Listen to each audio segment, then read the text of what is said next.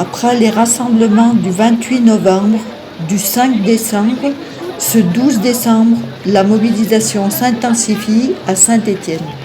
Je suis donc retraitée, je m'appelle Alice et les raisons pour lesquelles je suis là, c'est parce qu'en fait, le gouvernement, le président de la République, des décisions politiques très graves en ce moment concernant nos libertés publiques.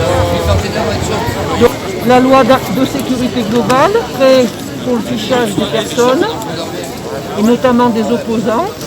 Nous avons le délit d'entrave à l'université pour maintenir la pression sur les étudiants, pour surtout qu'ils ne se mettent pas en grève, qu'ils n'occupent pas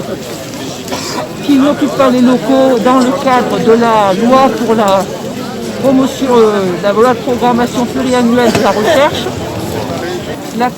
L'attaque contre les libertés académiques à l'université pour la défense des principes républicains qui sont liberté, égalité, fraternité, et que j'interroge sur ce carton. Quand on est dans un régime autoritaire, eh bien on désigne un ennemi intérieur, et cet ennemi intérieur, c'est le musulman. Je m'appelle Bilal, je suis étudiant en droit. Je proteste ici contre la loi sécurité globale qui va interdire aux citoyens de diffuser les images des policiers sur les réseaux sociaux. Il faut savoir que la diffusion des images par les citoyens, par les gens, c'est leur unique arme pour contester les violences policières. Puisqu'il faut savoir que les violences policières sont très majoritairement couvertes par les autorités de police et de gendarmerie. Un deuxième motif de ma raison aujourd'hui de la présence ici, c'est la loi dite sur le séparatisme, loi qui est en rupture totale avec le principe de laïcité de la loi de 1905, malgré que le principe de laïcité soit invoqué à tout va par nos politiques. La loi sur le séparatisme est une véritable cassure. Pourquoi ? Parce qu'elle permet à l'État de s'ingérer dans les cultes et particulièrement la religion musulmane. Alors c'est quelque chose de gravissime aujourd'hui parce que le musulman est le malheur de tout. L'ennemi public numéro 1 de la politique en France aujourd'hui, c'est le musulman. Et ce qui est triste, c'est qu'on prétend vouloir lutter contre le séparatisme, contre l'islam politique, ce grand terme qui veut dire absolument tout et n'importe quoi. Mais finalement, au lieu de s'en prendre au terrorisme, vraiment au terrorisme, on s'en prend à l'ensemble des musulmans. Et c'est un retour de ce qui se faisait de pire dans les années 30, hein, très clairement. Et la loi dite LPR, loi de programmation de la recherche, ça fait partie d'un ensemble d'atouts qui vise à réduire les libertés publiques. Liberté de conscience, liberté de manifester, liberté d'étudier, liberté d'entreprendre. C'est l'ensemble des droits et des libertés publiques qui sont attaqués par le quinquennat d'Emmanuel Macron. Et c'est pour ça qu'il faut d'autant plus se mobiliser aujourd'hui et dans les jours à venir. Je suis fonctionnaire, donc je travaille pour le service public, pour une collectivité locale. Et je suis là aujourd'hui parce que j'en ai assez de voir ce gouvernement qui nous divise. J'ai comme principale préoccupation le climat, parce que je voulais toujours protéger notre environnement et je travaillais à une époque dans ce domaine-là. Et c'est de plus en plus évident maintenant, à plus forte raison avec la crise que l'on traverse actuellement. Je ne sais pas si les gens se rendent compte que ce n'est qu'une démonstration de l'état de notre environnement en fait, qui est en train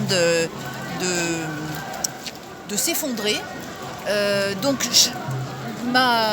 mon premier combat, c'était le climat, pour qu'on puisse sauver notre société. Mais je me rends compte que tout est lié. Et je disais à des collègues qui étaient surpris de me voir ici auprès des luttes contre les lois liberticides, qu'en fait de la même façon que les gilets jaunes s'opposaient à une taxe carbone ils ont été surpris de voir que des défenseurs de l'environnement les ont rejoints parce que fin du mois, fin du monde, même combat.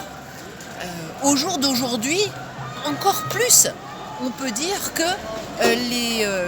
les divisions que nous impose le gouvernement, donc des lois dans lesquelles on voit apparaître de la religion, enfin de l'islamophobie, des lois contre nos libertés, en fait, sont là pour nous désunir. Je suis retraitée de l'éducation nationale, j'étais directrice d'école, et si je suis ici aujourd'hui, à l'appel de nombreuses organisations syndicales, politiques, associatives, démocratiques, c'est pour revendiquer le retrait du projet de loi de sécurité globale qui remet en cause un certain nombre de libertés et qui nous fait aujourd'hui nous mobiliser dans la rue. Voilà. Donc après, moi je suis membre du comité local de résistance et de reconquête des acquis de 36 et 45 qui depuis 2 ou 3 ans cherche à regrouper des militants d'origines diverses pour avoir un échange politique sur comment aujourd'hui faire pour faire dégager ce gouvernement et pour en finir avec cette politique qui est en train de ravager des pans entiers de notre société, que ce soit les jeunes, que ce soit les salariés, que ce soit les personnes âgées, dans tous les secteurs, l'hôpital, l'école, etc., etc. Voilà. Et notre objectif, c'est de voir quelles initiatives on peut prendre dans tous les secteurs d'activité pour aller vers résumé dans la formule qu'ils dégagent tous.